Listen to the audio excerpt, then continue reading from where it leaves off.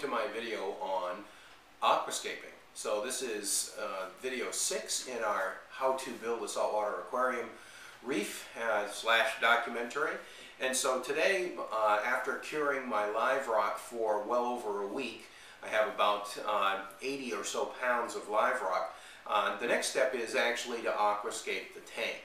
And so the first thing I'm going to do is I'm going to lay out all of my rock on this table so that I can kind of take a look at the pieces that I have and then decide how I want to put them together. In general, after having looked at a lot of videos on YouTube and talking to a few people on the reeftank.com, I've decided that I want to try and build pretty much a wall type structure, but I want to raise it up so that the fish can swim underneath in several places and have several holes and little caves that they can hide in and out of. My understanding is that fish love to have places to hide, and it makes them feel more comfortable, and so therefore they're going to physically do better in the tank. So the next step is to just really begin this process by laying out my live rock, taking a look at what I have for pieces, and then really just starting to design a piece at a time. It's sort of like building a puzzle that you don't have a picture to. And so I'm going to start that process, and so hopefully as I go through this, this is going to be a process that you'll be able to watch and understand how I'm doing things, because my intention is to actually make this a higher speed video so that as I'm building along, you don't have to sit for the hours that I'm sure this is going to take me today. So today is December 26th. It's the day after Christmas, and so everything's cleaned up in the house relatively, and so now I can go ahead and start on my aquascaping project. And so again, first step is laying out our live rock. So why don't we go ahead and do that, and we can go from there. Thanks.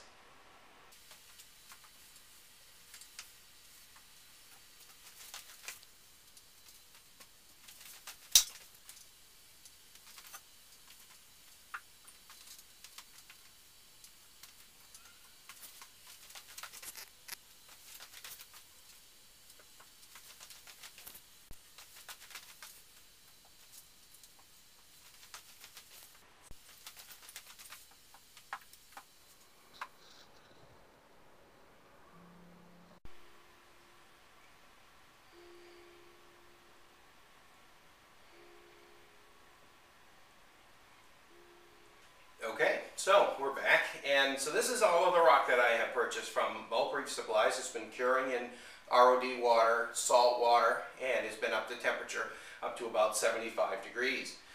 This rock actually cured very quickly. It lost its smell after about a week, and so it's when I switched it from one water receptacle to another, the water stayed clear. And testing for ammonia, the ammonia levels seem to be fine.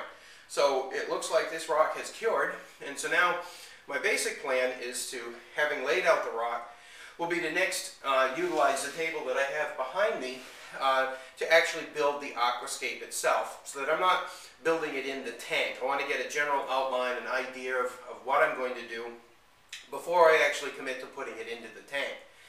So the next step is to acquire a few additional items in order to make this work. I'm going to purchase some Gorilla Glue or some super glue because a lot of the structure that I want to have, I want to make sure that it's very secure and solid. And if I have to, I'm going to create some posts, drill some holes and create some posts so that I can actually make some very interesting and sort of arching type of structures. And so that's the next step. So we're gonna move on to that process right now. Okay, so here is the design that I've come up with. So this is what I'm going to try to actually get into the fish tank. Took me about an hour or two to kind of get everything set up the way I wanted. So I basically just designed this out of the tank, and so next step is to actually take it apart, glue it piece by piece, and put it back into the tank. So we're going to see how that works out.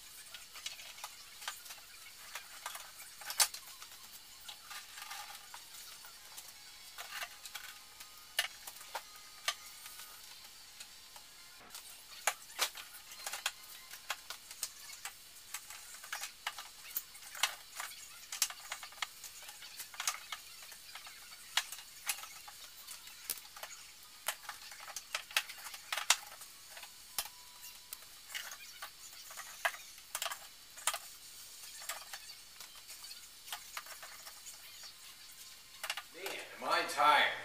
Well, anyway, here we are. This is the final version of the fish tank, and as you can see, we've got all of our rock in place, our filtration is up and running, we have a power head, our new Teltronics lights are now active and running, and as you can see, they're quite bright. This is full white on both sides, so as you can see, the light is penetrates quite deeply all the way down to the bottom of the tank.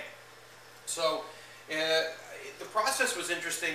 As I had designed it on the table, getting it into the tank proved to be a little bit more difficult to maintain the exact integrity of the design. However, everything pretty much from here over is pretty much as I had designed it on the table, and everything from here over is a completely new redesign. I'll step over here so you can see that side, but completely new redesign of the tank. I'm very pleased with it. I like the little archway that we managed to build in here. I like how the Pucani rock is, looks like it's one big wall, but there are plenty of holes for the fish to eventually swim through and move around. We have our big centerpiece archway here in the middle. We have added a couple of little tank ornaments here for my daughter who's interested in SpongeBob. And we have our filtration up and running, which I'm going to be talking about in our next video. And we're actually getting some green growth here, which at this point is still a little too early to tell what it is.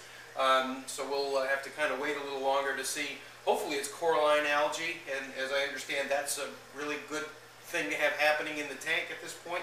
The tank's been running up and running for just about under a month, I would say, maybe 3 weeks.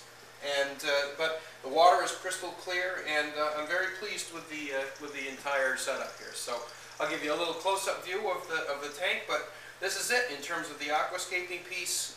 Our next steps a little further down the road will be to start adding our soft corals, our SPFs, if we can get them to grow in this environment. But right now the tank is cycling, so it's still going through that phase where all of the chemicals are trying to balance out. The ammonia is a little bit high, not much, but 0.25 parts per million. My nitrates and nitrates are off the scale at this point, and so really what I'm doing is I'm just doing about a 15 to 20% water change every 4, 5, 6 days to try to keep the tank moving and getting to that place where we can actually start putting some animals inside. So there we are, a first view of our aquascape tank. And now let me give you a little close-up view of what we have.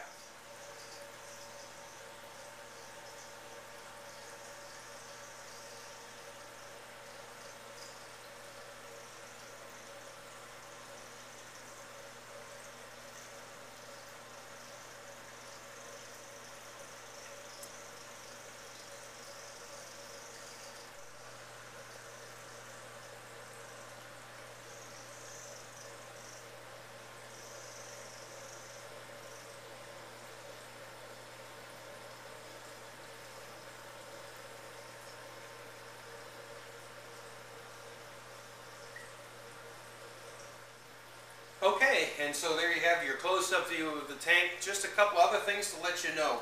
Originally, my plan was to use up to 6 bags of sand. But what I ended up doing is actually only using about 2 bags of sand. And the reason being is that the surface area of the rocks covered up a great deal of the area on the bottom, so I went pretty much straight to the bottom of the tank with the rocks, with the exception of I put a very fine layer of sand in there just to give it a little bit of something to stick to, but not very deep at all. And then the other thing that I did not do was I didn't end up gluing anything. And the reason being is that this Pucani rock and Fuji rock is so porous and has so many nooks and crannies that it was almost like building something with Legos.